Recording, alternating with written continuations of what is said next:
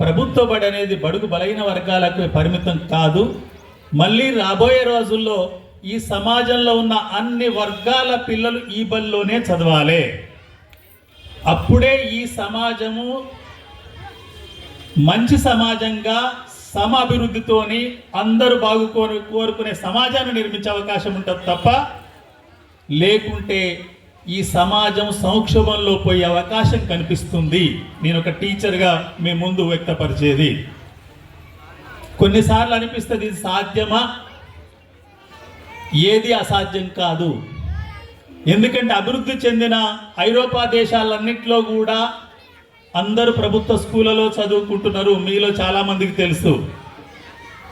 అమెరికాలో కూడా 191% మంది ప్రభుత్వ స్కూళ్ళలో చదువుతారు. ప్రభుత్వ స్కూల్ అంటేనే ఇష్టపడతారు. పక్కనున్న చైనాలో కూడా 100% ప్రభుత్వ స్కూల్నే చదువుతారు. మన దగ్గరనే ఇది తిరగలబడింది. నిజంగా ప్రైవేట్లో చదువు ఏమైనా ఎక్కువ ఉన్నదా? అసలు చదువేనా? ఐఐటి ఫౌండేషను లేదా నీట్ ఫౌండేషన్ అని కొత్త పేర్లు పెట్టి పిల్లలు చేర్పించుకొని, మన తెలుగులో సామెత ఉంది, అన్నప్రాసనాడు ఆవకాయ పచ్చడి. ఎవరైనా పెడతారా? అన్నప్రాసనాడు అంటే అన్నం ముట్టిస్తారు. ఏదో 5 నెలలు 6వ నెల పడ్డప్పుడు అప్పుడు ఏం పెడతారు? అన్నాన్ని మెత్తగా నలిసి దానికి నెయ్యిలు కలిపి పెడతారు తప్ప ఆవకాయ పచ్చడి, మామిడికాయ పచ్చడి పెడితే ఆ శిశువు యొక్క జీర్ణాశయం ఏమైపోద్ది? మళ్ళీ జీర్ణశక్తి కోల్పోద్ది. అలాగే ఐఐటి పేరు మీద నేను చాలా పరిశోధన చేసి చూస్తున్నాను. 6వ తరగతిలో 7వ తరగతి మ్యాథ్స్ చెప్తారు, 7వ తరగతిలో 8వ తరగతి చెప్తారు, 10వ తరగతిలో ఇంటర్మీడియట్ మ్యాథ్స్ చెప్తారు. అంతకుమించి ఏం చెప్తలే. మనమేమి అర్థం మనము అంటున్నాం, మనముతో సహా టీచర్లతో సహా ఇది మనమేమి అర్థం చేసుకోకుండా అక్కడేదో మంచి చదువుదని పోతున్నాం. దీన్ని ఇలాంటి రిటైర్డ్ ప్రధానోపాధ్యాయులు అందరూ అక్కడ ఉన్నారు, ఇక్కడ ఉన్న మన అందరం కలిసి ఇది చదువు కాదు, అన్నప్రాసనాడు ఆవకాయ పచ్చడి పెడితే వాళ్ళ ఆరోగ్యం చెడిపోతుంది తప్ప అదే పద్ధతిలో ఉంది. కొద్దిమంది చదువులో పిల్లలు ఎవరైనా కూడా 120% మంది మనం ఏ చదువు చెప్పినా ఎంత చదువు చెప్పినా వాళ్ళు సొంతంగా చదువుకుంటారు. ఒక 50-60% మంది మనం కొంచెం పుష్ చేస్తే ముందుకెళ్తారు. ఒక 20% మంది ఎక్కువ ప్రయత్నం చేస్తేనే ముందుకెళ్తారు. ఇది సమాజంలో పిల్లల్లో ఉండే సహజ గుణాలు, సహజ సామర్థ్యాలు.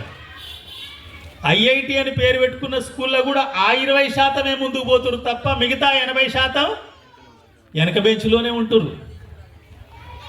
కానీ ఇది గుర్తించక వేల కొద్ది రూపాయలు. ఈ సమాజంలో అంతరాలు ఉన్నాయి, సామాజిక అంతరాలు ఉన్నాయి, ఆర్థిక అంతరాలు ఉన్నాయి. ఇవి పోవాలని మనం అందరం కోరుకుంటున్నాం. కానీ ఈ అంతరాలు పోకుండా చదువులోనే అంతరాలు తీసుకొచ్చి చదువుల అంతరాలు నేరు మన కళ్ళ ముందు లేదా మన జీవితంలో భాగం చేస్తారు. నేటి బాలబాలికలు ఏమనుకోవాలి? ప్రభుత్వ బడిలో చదివితే నేనెంతో కింది స్థాయిని, మామూలు ప్రైవేట్ బడిలో చదివితే నాదొక స్థాయి, 1,00,000 రూపాయలు పెట్టి చదివితే అదొక స్థాయి, ఇంటర్నేషనల్ బడిలో 5 లక్షలు పెట్టి చదివేది ఉంది. మీకు కూడా కొంతమంది తెలిసేమో.